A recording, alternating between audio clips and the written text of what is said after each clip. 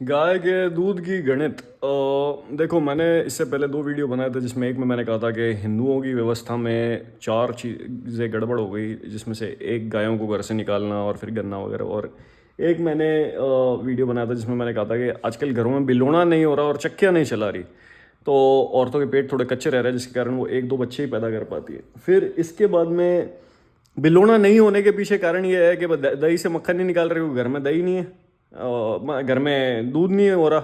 बाहर के दूध का फिर मक्खन क्या निकालें, उस पर तो भरोसा ही नहीं है। तो फिर क्या है कि अब समझते हैं कि घर में गाय पालना क्या सही में एक फ़ायदे का सौदा है या ये बिना मतलब की बकवास है। तो गणित लगाते हैं ना।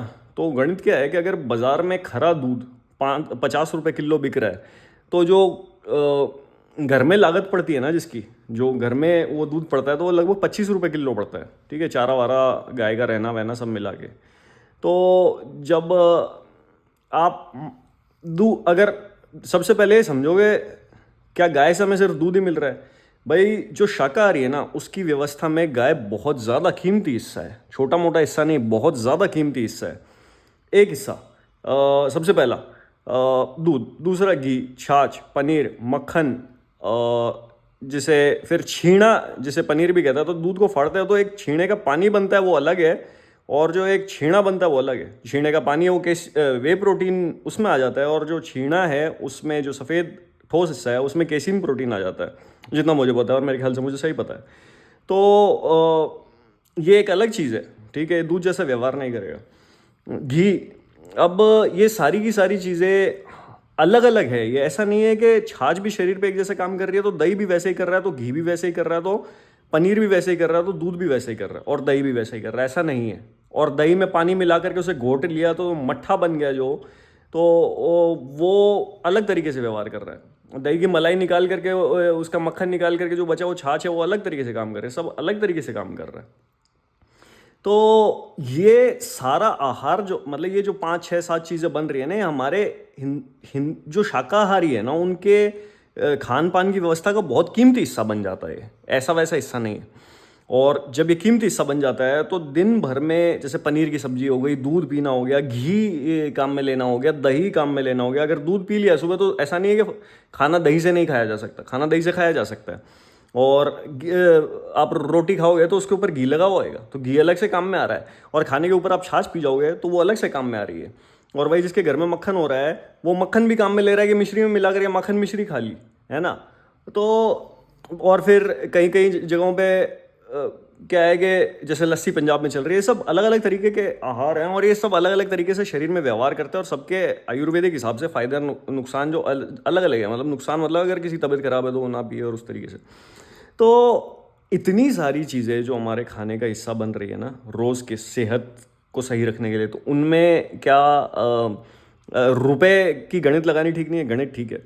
गाय 70-80 हज़ार रुपये की आती है। ठीक है, 25 रुपये किलो अगर आपको दूध पड़ रहा है, तो लगभग, अगर आपके पास में इस देश की नस्लें हैं, जो राठी, देसी, सिंधी, गिर और इस तरीके की, जो इसी देश की नस्लें, अमरीकी गाय नहीं या जर्सी गाय नहीं, तो ये लगभग 24-25 किलो में, या ऊपर में ऊपर 30 किलो में, गर्मी और ठंड के हिसाब से फ़र्क रहता है दूध में थोड़ा। तो वो 25-30 किलो में 1 किलो घी निकाल देती है। ठीक है, और घी निकला तो उसकी छाछ अलग पड़ी है अभी। तो 25 रुपये किलो अगर आपको घर में पड़ा है, तो 30 किलो के 750 रुपये, 750 रुपये किलो में आपको दूध घी मिल गया और छाछ अलग है। 20 रुपये किलो पे बाजार में छाछ बिकती है। आपने अगर छाछ सही में 20 रुपये किलो बेच दी, तो 30 किलो जो छाछ हुई आपकी, वो 30 किलो दूध में पानी डाल करके, दही में पानी डाल करके बिलोना होता है, तो 30 किलो छाछ निकल जाती है। तो ये आपका 600 रुपये हो गए, तो 150 रुपये किलो घी पड़ा आपको, असली घी घर में, मेहनत आपकी है। ठीक है।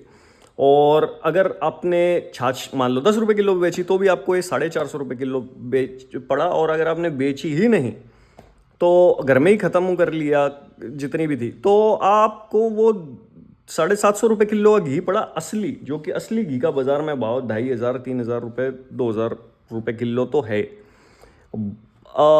बेचता है कोई इसको, तो 750 का पड़ता है, तो वो दुगने भाव पे बेचता है। 25 का दूध वो 50 में बेचता है, लेकिन उसने दही जमा के बिलोना किया, मेहनत लगी, तो 1500 से ऊपर ही बिकेगा वो।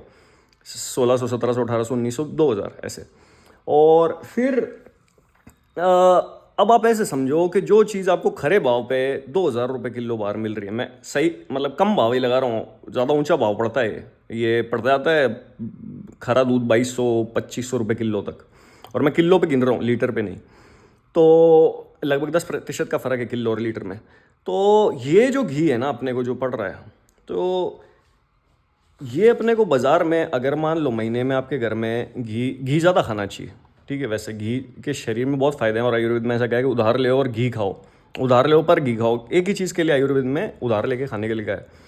तो जो अगर मान लो आपके घर में 4 जने हैं, महीने का 3 किलो घी लग रहा है, तो ये जो 2,000 रुपये किलो का बढ़ा है, जो मैं कम में गिन रहा हूँ, और आपको 750 1250 रुपये से 3 गुना किया तो 3,750 रुपये, ठीक है। और ऐसा 1 साल करा हमने, सिर्फ 1 साल की गणित लगा रहा हूँ मैं, ऐसा 1 साल करा हमने, तो लगभग 4,000 से गिन लूँ तो मैं आपके 48,000 रुपये हो जाते 1 साल में। 1 साल में घी के दाम में आपके 48,000 रुपये बच गए, और वो गाय आई थी आपकी 80,000 रुपये की, ठीक है। अच्छा ठीक है, अब गाय का रखना तो मान लिया घर के एक कोने में रख रखी है, अब किराया नहीं जोड़ा। दूसरा, ये दूध जो पी रहे हो आप घर में, घी ऐसा नहीं है 2.5-3 किलो लग रहा है तो दूध कोई पी नहीं रहा है, तो 4 जनों के परिवार में 2 किलो दूध लग जाता है, ठीक है। सब एक डेढ़ गिलास पिए हैं, चाय वाय बने तो लग जाता है। तो 2 किलो दूध में जो आपके 25 रुपये किलो घर में पड़ रहा है, बाजार में वो 50 रुपये से 60 रुपये किलो आता है। मैं कम में गिन रहा हूँ, 50 रुपये में ही मिल रहा है आपको।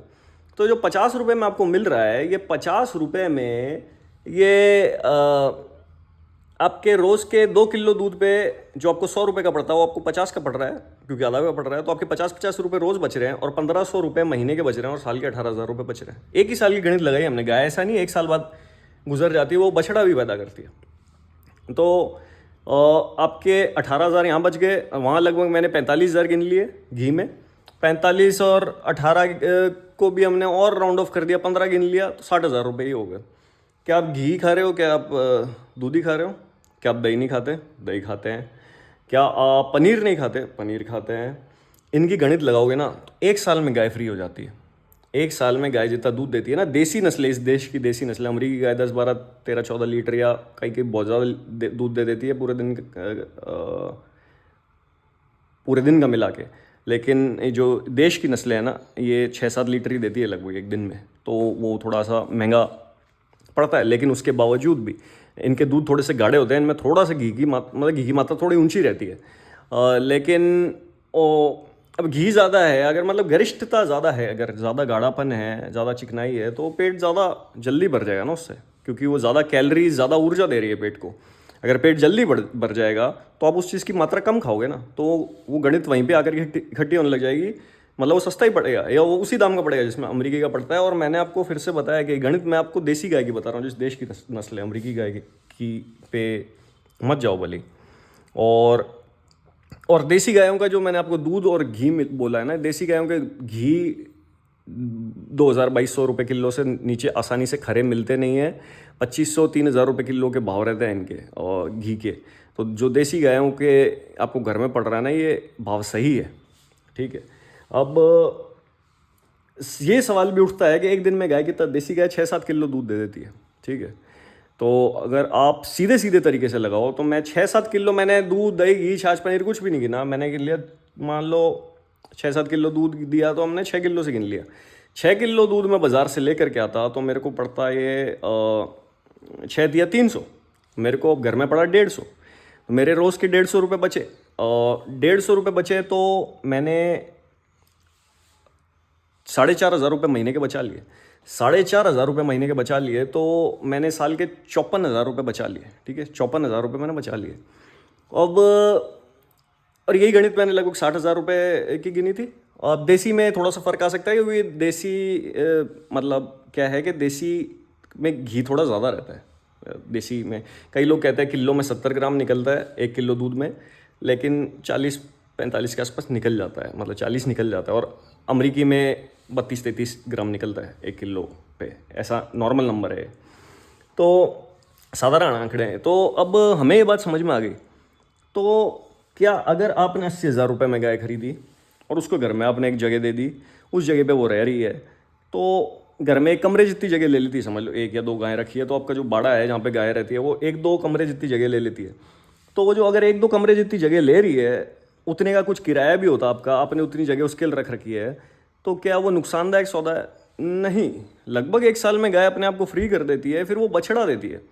वो बछड़ा खुद अपने आप में आगे 2-3 साल तो बछड़े को खिलाया जाता है, और वो इतना भी नहीं खाता है जितना गाय खा रही है शुरुआत के काफ़ी टाइम पे।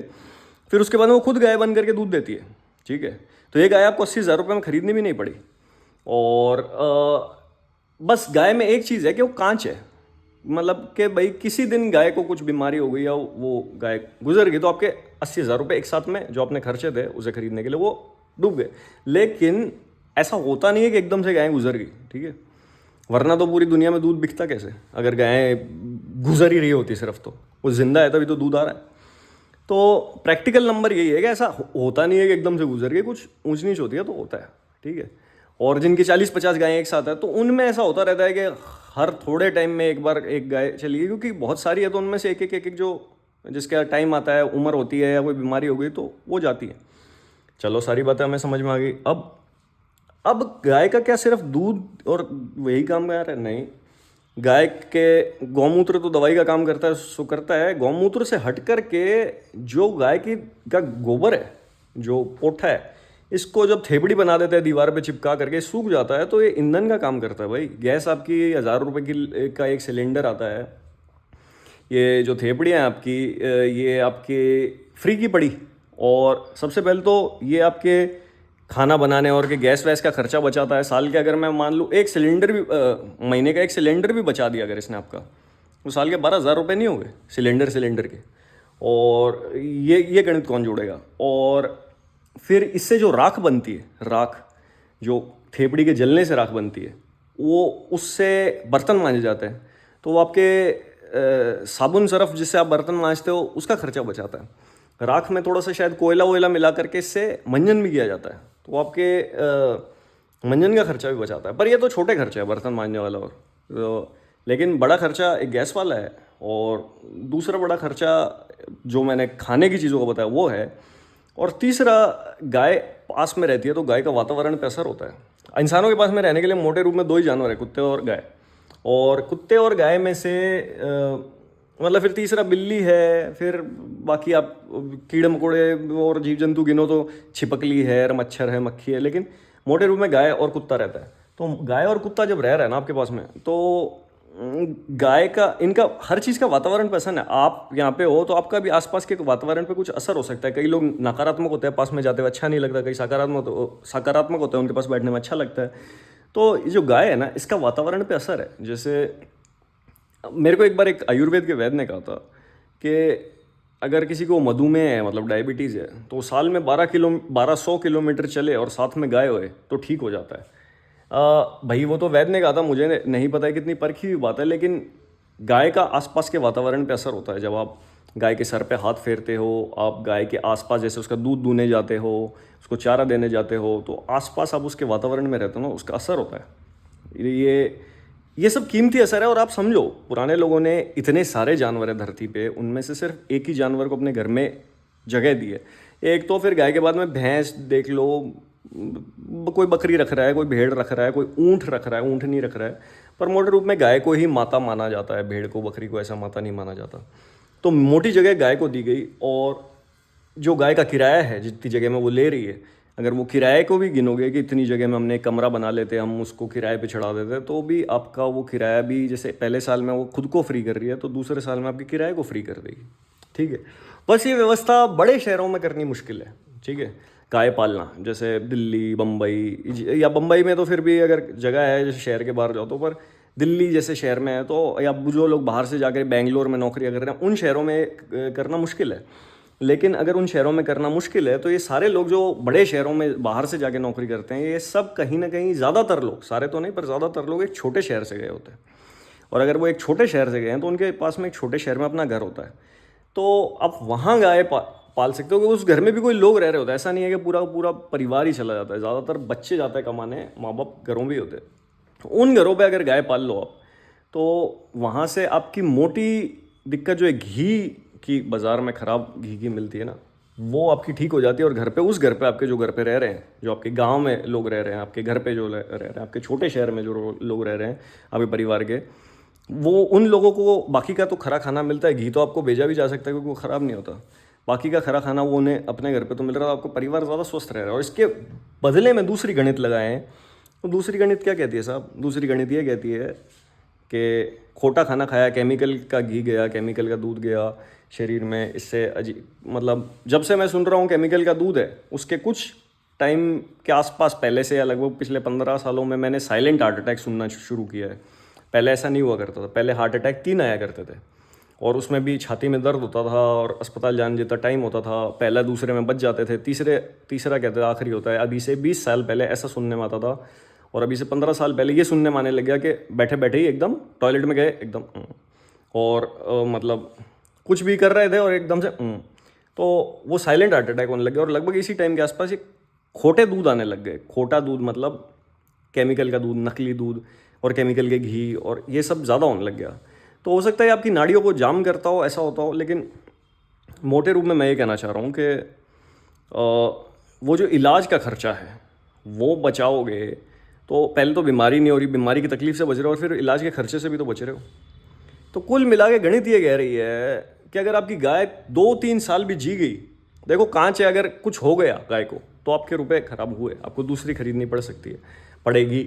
लेकिन अगर वो 2-3 साल भी अगर जी गई तो वो अपने आप को फ्री कर देगी, अपनी जगह को, जितनी जगह उसने घेरी है उसे फ्री कर देगी, आपके घर में सकारात्मक वातावरण डालेगी, आपको खरा खरा खाना देगी, जिसके कारण आपके पूरे परिवार के शरीर ठीक रहेंगे और उसके कारण आपका बाहर बहुत खर्चा बचेगा और आप स्वस्थ जियोगे, शरीर की तकलीफ से बचोगे। और जैसे घर में गाय है तो उसकी सेवा करिए, किसी ने कोई दूह रहा है उसे, कोई उसके फिर दही जमा करके उसका बिलोना हो रहा है, तो इसके घर ये ज़्यादातर काम औरतों को दिए गए थे।